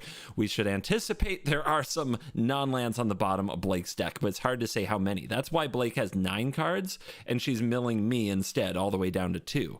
Unless the bottom card of every player's library also happens to be a land, she can't actually mill everybody out.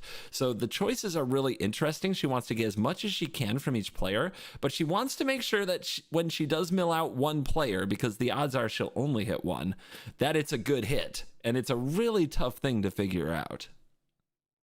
Oh my god. Only 2 left? 2 left. I think it's got to be Ben. Let's see Okay, it. okay. Oh my goodness. Forest. Oh! I have 3 left. Who is it gonna be? Blake, let's see it. Good choice.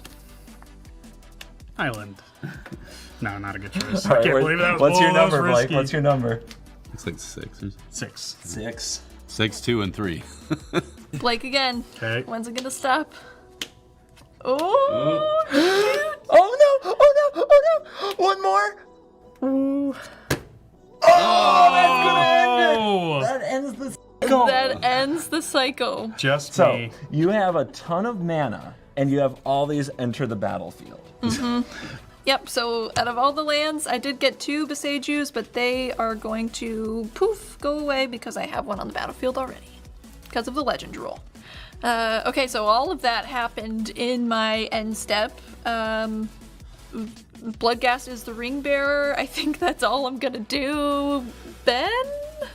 Okay, I'll untap. Shay's new career as a landlord is going well. Nice. I'll reach over my large graveyard to draw for my draw step. Okay, well, since I don't want to deck myself, I'm gonna sacrifice 3 food, going down to 5, and I will return a historic spell from my graveyard.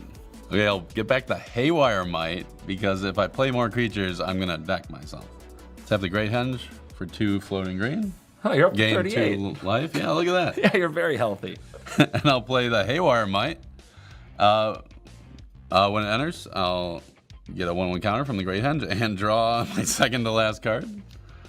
I'll also make a food from Samwise Gamgee. And I'm going to use that other green floating to destroy my own Great Henge, just so I can try to have another turn. So I'll sacrifice my Haywire Might to target the Great Henge. By sacrificing the Haywire Might, I'll gain 2 life. And I'll exile my own Great Henge. Okay, I'll sacrifice 3 foods, going down to 3 to get the Feasting Troll King up and running. And I'll make a food from Samwise. Sacking those 3 foods, I'll get Academy Manufactor back to my hand using Samwise's ability. Oh no, not that too. I'll tap 3 to play Academy Manufactor. My best friend's back. That will trigger Sam, so you get the 3 things. I get a food, going up to 2 of those, and a treasure, and a clue. And I'm just gonna hope something good happens. Your turn, Blake. Oh, you want something good to happen? Oh, I want Alright. to. What you got, Blake? Can untap. Got a little upkeep effect Okay, on my upkeep. on my upkeep, Cyclonic Rift. I'm gonna activate Alchemist's Refuge. So all my spells have flashed this turn. Oh, man. I will move to my draw step and immediately die. I will I untap. get all thought of he my had lands something back. there. Give them back right now. No, don't give 'em back right now. It's fine. When he activated the Alchemist Refuge, which I had totally forgotten about on his board to give all his spells flash before his draw step would kill him, I really thought he had something there. He got my hopes up. He really did. I have 2 cards in my library. Some of you may be wondering, what can you do with 2 cards in your library? What could one possibly do with only 2 cards in the library? I bet you're wondering that too. I bet many people are wondering that. I might be one of them. No, I know exactly what 2 cards in the library can do. All right, Shay. I'm going to move to combat. Okay. And I'm going to cast Akroma's Will with my commander on the battlefield. And I am going to attack you with creatures that have now gained Flying, Vigilance, Double Strike, Lifelink, Indestructible, and Protection from all colors. They're all coming at Shay, Vigilant and all. I am going to trigger the Guardian Scale Lord, and I am not going to get back Spirited Companion. Just putting that out there. Wall of Omens. I'm going to get back Lorn of the Third Path, which is going to destroy an artifact or enchantment, and it's going to be the Academy Manufactor. No, Ben. my buddy? Yes. My buddy, my I've had friend. enough of extra tokens for no reason. So Fair. Shay, first wave of Double Strike is 1, 2, 3, 9, 12, 14. That's 14 damage. Second wave of Double Strike is the same. Another 14. Da, da, da, da, from the top rope. With 1 card in the library. Anything? Let me think. No. No. All those lands. All those please, tapped please lands. give us back our lands, Jay. Return them to their owners. Here you go, guys. Here. Oh, you're not even gonna sort them. That's so rude. All right, Ben, you have 1 card in your library. I have 67 health. Go. I'm trying to think of how to make you draw a card. See if you can do it, man. Actually, Ben, before you go, Yes. I have one more play. Yeah? Just to make things a little easier for you. What? Just to make them fair. I'm going to cast Elish Norn, Mother of Machines. Get wrecked. Wow. Okay, well, I'll draw my last card. At least. I hope it's a at banger, first. dude. Oh, such a banger. Play my Sun Petal Grove that I just drew. Heck yeah. Okay, I investigated. I didn't find some way to make CGB draw a card so he would die on his upkeep and I would win with no library. So I'm just gonna go out, take myself with me. I'm gonna tap this Soul Ring to sack a clue to draw a card and I'll die. He investigated. You investigated a cliff and you fell right off. You investigated Yeah. both the top and I bottom. was of the too cliff. busy looking at the ground with my magnifying glass and I just fell right off. So I win with You 1 win. card in my deck. That's crazy. In my Boros deck. Yeah, what the heck? Eowyn takes down the Witch King, all of you. We fought till literally the last man. We really did. Okay, let's get our coolstuffing.com card of the game. Okay, Wild, right? So I believe Shay, I don't know if Shay set a record for the longest turn. I might still hold that record. I've definitely had some long turns. So that one I'm not sure. She definitely set a record for the most lands on the battlefield in one of our games. For sure.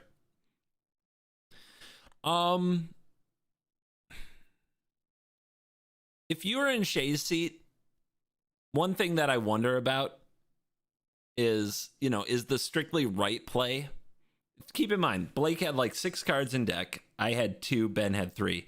Should she have just gone after me to make sure the person with the best combat board was out of the game? I mean, Greensleeves was like 16-16. So Blake's still having 6 cards in deck. He could definitely win from there, I think. He's very dangerous. Was my last card a land? No, both of my last 2 cards were spells. So she had targeted me again instead of Blake. I would have been milled out. I would have lost the game. Blake would have had 6 cards in deck and Ben would have had 3. As we saw from Ben, he probably didn't pull that one off, but Blake, I think, still could have. But could he have killed her on the spot? That's the question. With a 16-16 Greensleeves, she had, Bloodghast can't block. It's not like her board state had a bunch of creatures on it, a bunch of ways to defend herself. She really didn't have anything in that regard. She might have died to the Greensleeves. Yeah, she had 18 life. We know that Blake didn't have any more lands in the deck. Doesn't mean he didn't have any in hand or other ways to deal the damage. Since all his cards, maybe she could have cut a deal with Blake knowing she couldn't mill him to death anyway since all his cards were non-land. I don't think we knew that for sure. That's like a tough thing to know. I think Blake knew like the bottom like 4 or 5 cards of the deck. 6, I'm not so sure. Yeah, I don't know. That was a really interesting game. I'm curious if, like, especially the choices on the mill had gone differently. Smeagol can block, yeah, but I mean, are you gonna say that he has no way to get past the Smeagol? I don't remember if Greensleeves has trample.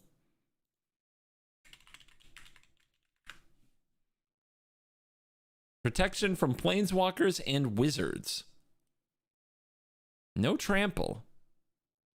I don't feel like for sure this would hit though. I don't feel like you can rely on a chump block though. There's gotta, like, Blake would probably have a way through that. He's a control-ish blue mage. But who knows? It was really interesting. I've got to say that. It was one of the more fun moments in filming of just what would you do? All right, let's get Ben's outro, because Ben outros are best outros. And we're back. And mycoolstuff.com card of the game is Tashar. I knew this card was good, but until I read it a few times, I didn't realize how good. It really pulled through. CGB was really scared of it. Just kept getting back stuff, or potentially could have if it had not been exiled. Yeah, that might have been me. Blake, what was your card of the game? Well, honorable mention to Galadriel. This was one of the more fun decks I've played in a while. I really liked the scry aspect. My draws were always kind of bangers, and I just kept playing lands, and it was great. But my actual card of the game was actually Cryptic Annelid. Some random uncommon. It's a 4-mana 1/4, and it just was a 4-mana 1/4 that ramped me 3 times. It was sick. So cracked. You don't get that for 4 mana. No, So, not really. Cryptic Annelid, amazing in this deck. I'm going to give my card of the game to Archangel Avacyn. She came down and attacked down the Nissa Planeswalker, flipped to kill the Scoot Swarms, and set me up for great success. I think she's an absolute banger. And my card of the game is Smeagol. I had so much fun with this deck. I feel like there's so many things that you can do with it, so many different ways that you could build, and really great value immediately. I mean, like, it was, as soon as he was played, stuff was happening. Yeah. Would you say he's your precious? My precious. Yes, I would. Okay, thanks for watching, guys. This is always the best time to stay to the end and give your support and love for the show. And always, remember, You're cool. Dude, you're cool? You're cool. You're cool. You're cool. Who's cool? Guys, cool. They're cool? like we've done it before. 1, 2, 3. You're cool.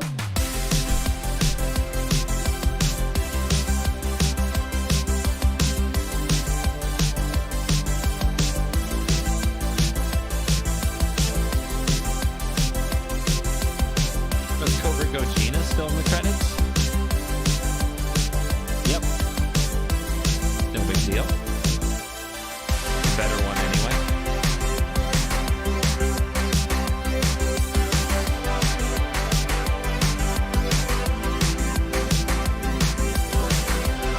Quick shout out to Lantern Games. They're celebrating their 2nd birthday today. They are 2 years old. So we're going to go in and play some games and have some pizza and stuff. Do check them out when you're ever in Traverse City, Michigan.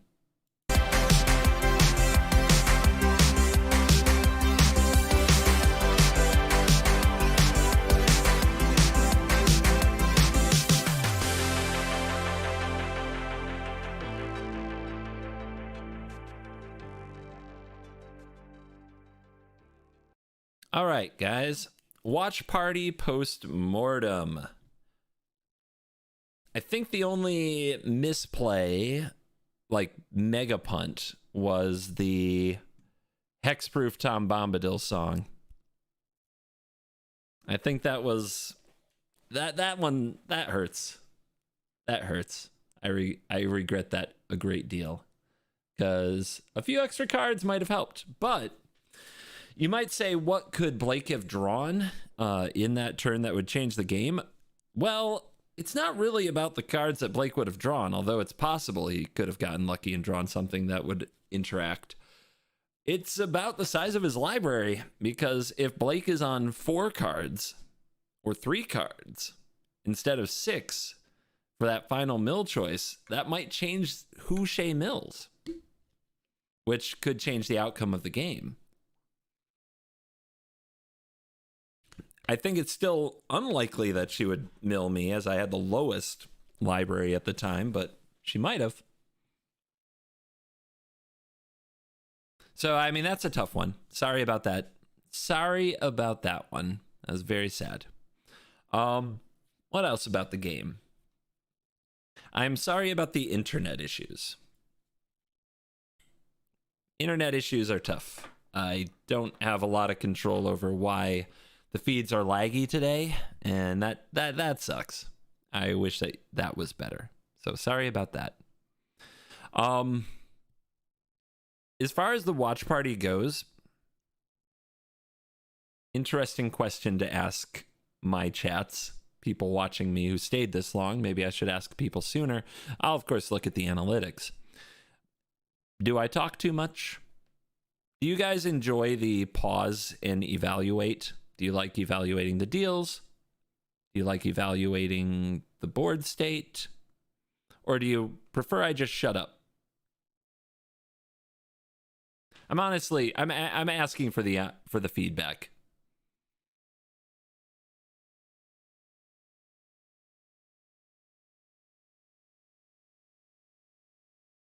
This was fun.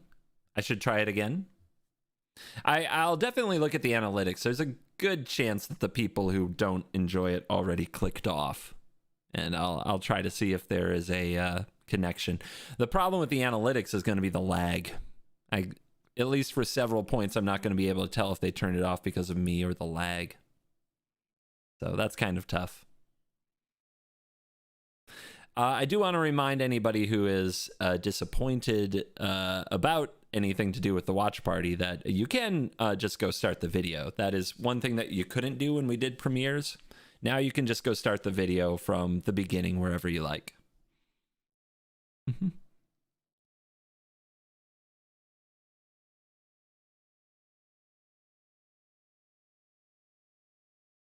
Could go either way. I guess tell me the negatives. I do appreciate all the polite comments. That's very nice. I prefer the pauses. I can watch it through by myself if I wanted. Okay. I think I have to pause to talk. So that was one thing, is usually watching and doing react streams on this channel is watching a lot of the Wizards YouTube stuff or the Wizards Twitch stuff, and we just kind of play it and I have to talk over them when I talk or wait for a break. Here, I think I have to pause this to talk. I think talking over the Commander game going on, especially the edited, faster paced game, is a mistake. So I think pausing it's important. I think I learned that after like two or three interruptions on my behalf. It spoiled nothing about the ending. I did my best. Could have just watched the worst possible video anytime. Added value. Okay.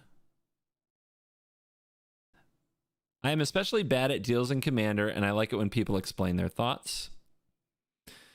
I've been having a hard time figuring out if I'm supposed to, as a creator, is it my job to help people get better at Commander or just help them, just provide something for them to enjoy? Because, you know, getting better at Commander is a big subject that is a lot harder to explain than, say, getting Mythic on MTG Arena.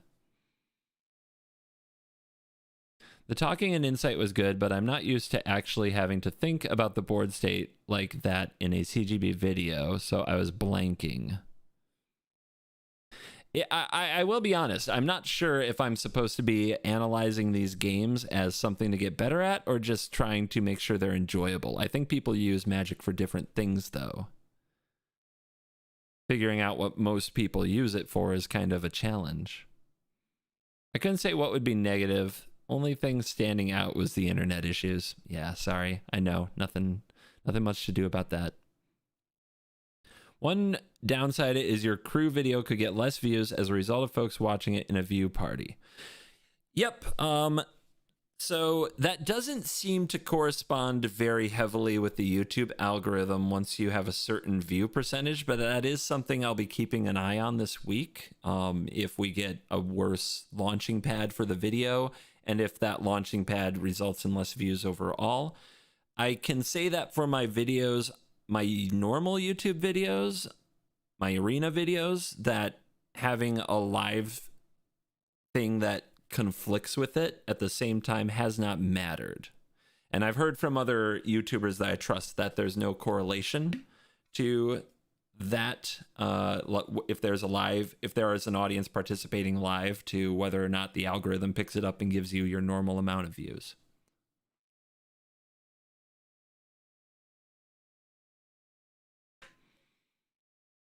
I'll take one grimace shake. Horrible customer service. I am confused. I watch MTG videos to get better at Magic for sure. The insight is valuable. Okay. I also know that there's another funny thing about Commander, which is like, what games are you trying to be better at? Do you have games with a play group? Because those are a lot different than going to your game store and playing with strangers or people that you don't see very often or aren't necessarily friends with. And strategies, the weird thing about Commander is your strategy at a MagicCon has to be a lot different from your FNM, has to be different from your normal play group. All of these, in ways, like, affect the way that you play. It's kind of wild.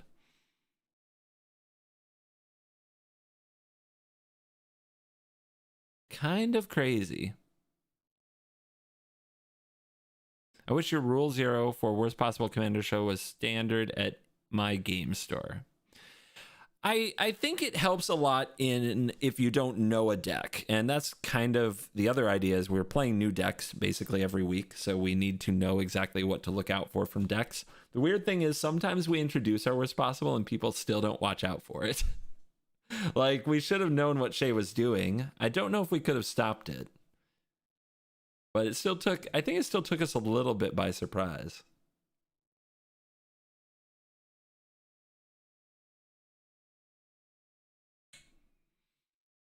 I think there's just different levels of ways to approach being good at Commander. One of my favorite is it's become kind of a thing, right? That I'm pretty good at Magic.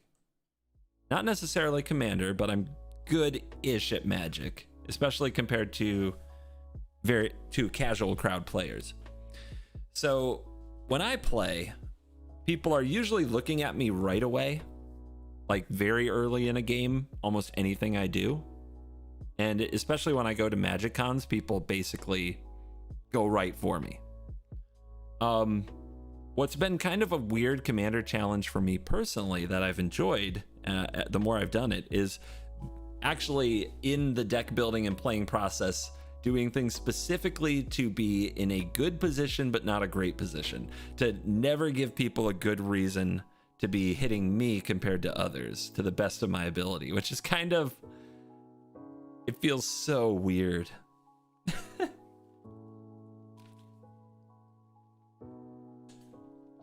Especially when you're used to 1v1, it's so weird to intentionally fly under the radar, but it's a skill. I have learned it's definitely a skill. When I played the Gandalf deck the week before this one, Gandalf the White, I failed miserably. I did the skill wrong. I was way too scary. Oh well. Still trying to get better.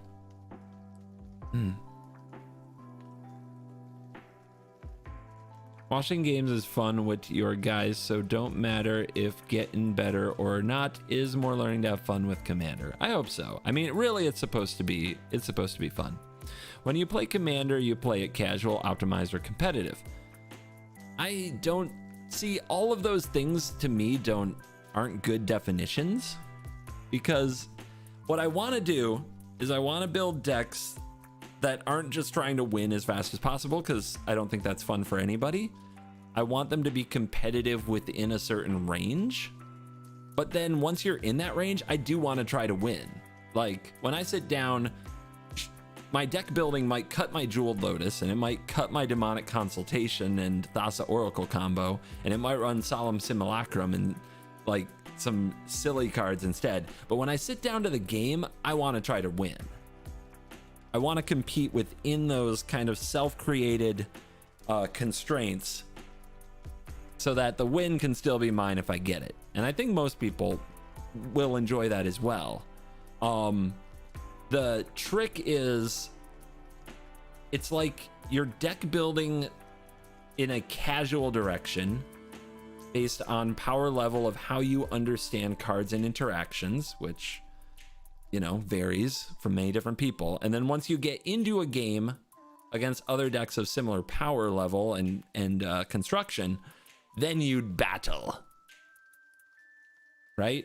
So that's what I'm hoping for. You try to get your deck build right, And then you battle within those constraints. And that's what's really fun, especially with like Lord of the Rings kind of is its own universe. Battling within Lord of the Rings universe with decks at similar power level with these sweet Lord of the Rings cards, that's very fun. Feels so good. I don't know if that helps, but I hope it does. Earth Gutters Young, thank you very much for 10 months. I do appreciate that. Regards from Germany. I'll be in Germany soon.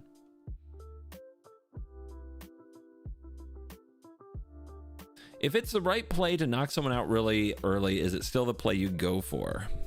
I mean, that's the thing. I don't build my decks very much in a manner that it will knock out people early. Like, that's not my intention. It's weird in my head. In my head, the content brain is tingling that what I really want to try to find a way to express are what are your values in Commander? One of my values is that everybody gets a chance to win. That nobody only got to take 1 or 2 turns, or nobody got to untap on turn 4. Like, that is one of my values. I feel weird about the game if not everybody at the table got to play some cool cards that they like in some way. And that doesn't sound like a competitive mindset at all. I still want to compete within the game, but I'm not going to build my decks in a way that I knock somebody out on turn 4. If you go back to one of the very first Worst Possible episodes, like this is either the first or second episode, and it was on my channel. It's Worst Possible Commander Show 1 or 2.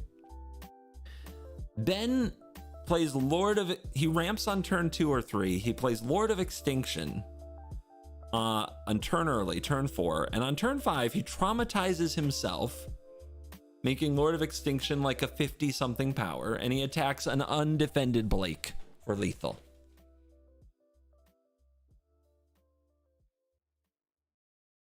I didn't like it. I mean, you could make a lot of cases. Blake should have put something in the way. Blake should have defended himself, in some way. And it was a big, splashy, explosive play. So it's kind of like, holy crap. And a lot of things about it were exciting. But even though Blake was undefended, I cast the Heartless Act on the Lord of Extinction, because I think one of my values in Commander is that everybody gets a chance to play. So for me, taking out that Lord of Extinction matched my values. Did you all discuss that and decide not to do it moving forward? No, there are some things, like I try to review decks that they put out to make sure that the power levels are about even. I don't tell people not to go for those plays. I don't think I've ever told Ben not to kill somebody. And I honestly, it was cool. Like, it was a cool play. It was just a hard one for me to see on like the first or second episode of the show. I don't know. It was a tough one. I do continue to encourage Blake to put more things on the battlefield. It's a creature heavy format for a reason. You need to have blockers. We do have a soft ban on things that basically accelerate somebody too quickly and make games less interesting. Those would be Jeweled Lotus, Dockside Extortionist. What else? I mean, in a way, not necessarily, but in a way, Mana Crypt and Mana Vault, those cards still show up on the show now and then. Kind of depends what they're doing. But some of these cards just let somebody run so far ahead that that the games are less exciting. And it's not really that we need to cut every single good mana rock. Like, we don't need to cut Soul Ring. It's when somebody has a hand that's a combination of like Soul Ring, Jeweled Lotus, Dockside, make 50 mana, do something insane.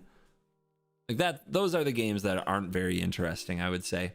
I think that competitive EDH, like full powered, CEDH stuff, I think it's interesting to watch on YouTube on the channels that do it well. I just I'm not very interested in being that channel. Because at the core, we have to have fun playing these games, and I don't find those games afterwards very fun, if that makes sense.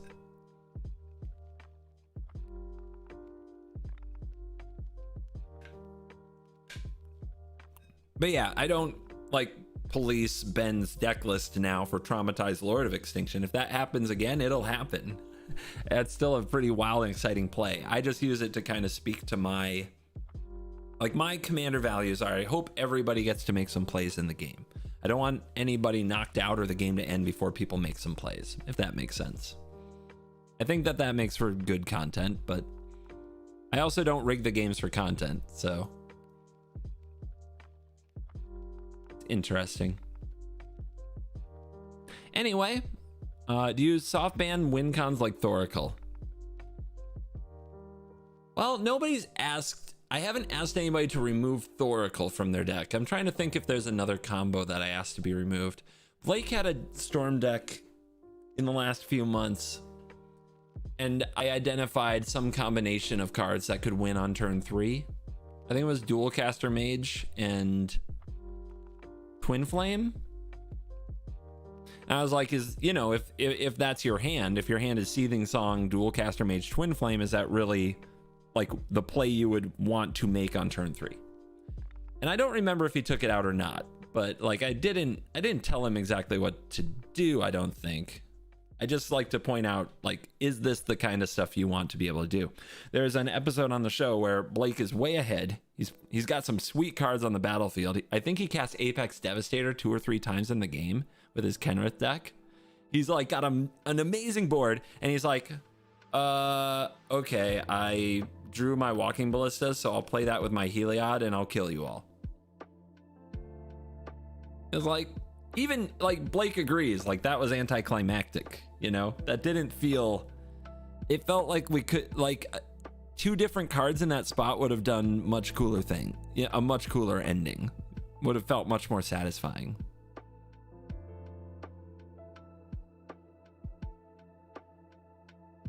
You mentioned directing a match. Did that stem from your time with other Commander shows? Yeah. So I directed a game recently. Is it this one? Let's go to the channel. I mean,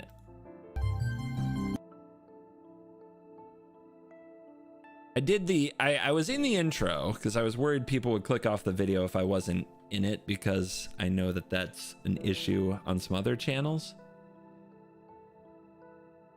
And I directed this game, which is the one where Gina played.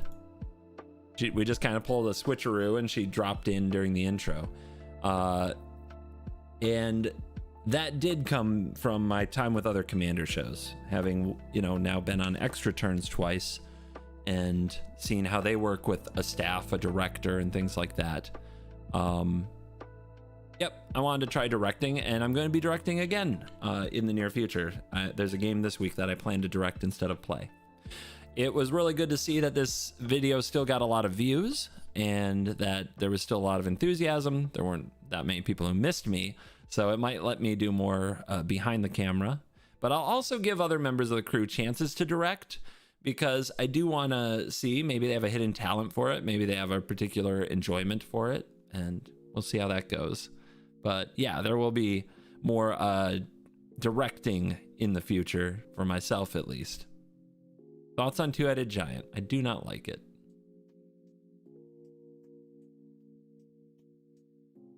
Yep, and just not my jam.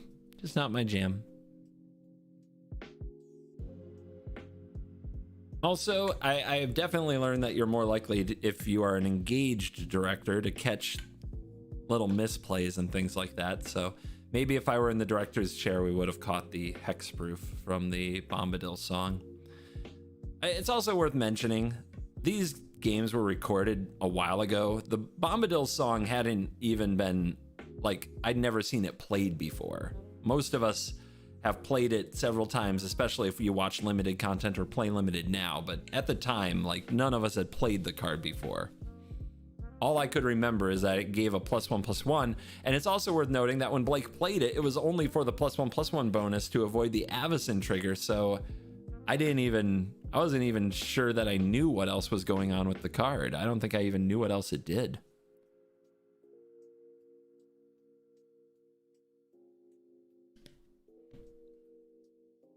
For the dual caster mage Twin Flame, if you were referring to the Urabrask deck, the Twin Flame was removed from the deck, even if the game still ended on 3 or 4. Yeah, that game still ended, I think, on turn 4 with a Mana Geyser Storm pop-off.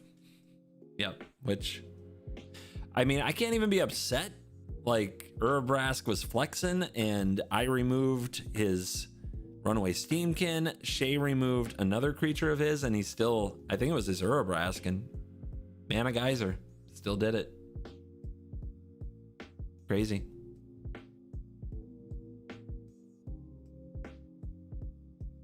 It was a very cool way to end the game. See, I think that's the difference. I think if Blake on that turn 4 goes Mana Geyser into Dual Caster Mage, Twin Flame, I win, everybody's like, oh. But instead he had to do a Storm turn where he cast like 20 spells, and he did a really good job. Like, Blake was on his game that day, you know, he did a really good job. He was on his triggers, he was on his board state, he was explaining really well, and he really showed off the power of the new card, which everybody came to see, which is Urabrask. And the response to that game-ending combo was overwhelmingly positive for a combo finish to a Commander game on our show, which is not normal. You know, most of the time, like I said, people are very like, Heliod Ballista, lame, or stuff like that. In fact, usually when I take long turns that end in a combo kill, people are like, CGB, lame. But they were very enthusiastic about that combo turn. So I think a lot of it is, does it feel earned? And I think that Blake made that victory feel earned, which made it better content than a Twin Flame Dual Caster Mage would have been. Right? Don't we all want to feel like at the end of the game, the person who won did something kind of cool to earn it? I think so. What's the most valuable thing you learned in terms of content creation from the Command Zone crew? So I'm still unpacking that. I don't know what the most valuable thing will be, but I can say that it's going to be insanely hard to nail it down to one thing. Yeah, I don't even know where to start with that, but there's so many things I've done differently since that trip, and it's I think it's really helping the Commander show. I'm not sure. I keep trying to find ways to apply it to my Magic Arena content, and it just feels like it feels like a whole different animal, the Arena content. So I'm not sure if I'm ever going to crack that code, but I think it's helped the Commander content a lot. I've actually learned a lot from this channel. I don't have any local friends to play Paper. I am very sorry. When I do decide to go to my local card shop, I have a better idea of the flow and rules of the game, so that's nice. I hope so. I do need to learn how to shuffle. Dude, I didn't know that shuffling was such a challenge. The world is now challenged with shuffling since Arena. All these players getting into the game. Shuffling 100-card decks is hard, dude. I am often like, I will shuffle. Like, I just volunteer to shuffle. You want to see? Where's a hundo card deck? Who's got a hundo for me? My Shauna Purifying Blade, a deck I keep around for fun. These are not optimized decks. They're decks, like, if I built a precon, I'd build at about this power level, you know, if I, built my own precon. So that's, I just keep them around for funsies. Man, these things are hard. They are so hard to shuffle. 100 card deck, no cuts, in the air. It's insane, man. So I've usually got to like push it against myself. See what I'm doing? Yeah, just push it into my own chest as a brace, and then I can shuffle it. Beaver shuffle, shut up. The first time I played Paper Magic for content, the comments said I shuffled like a beaver. But it turns out shuffling is hard, okay? Shuffling is hard, okay? When you do it, When you can riffle it smooth, it looks so nice. The microphone's kind of in the way. If you can do it without shredding your sleeves, bonus points. This is double sleeved, by the way, if you think it looks particularly challenging.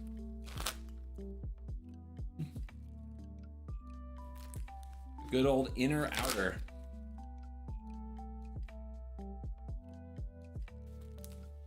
How about some, you guys want some shuffle ASMR? I could do this all day. How many of your worst possible decks do you keep around? Do most of them get disassembled? Nearly all of them get taken apart within a few days of filming, so I can make new ones. Almost all of them. The Shauna is nothing like the deck I played on the show.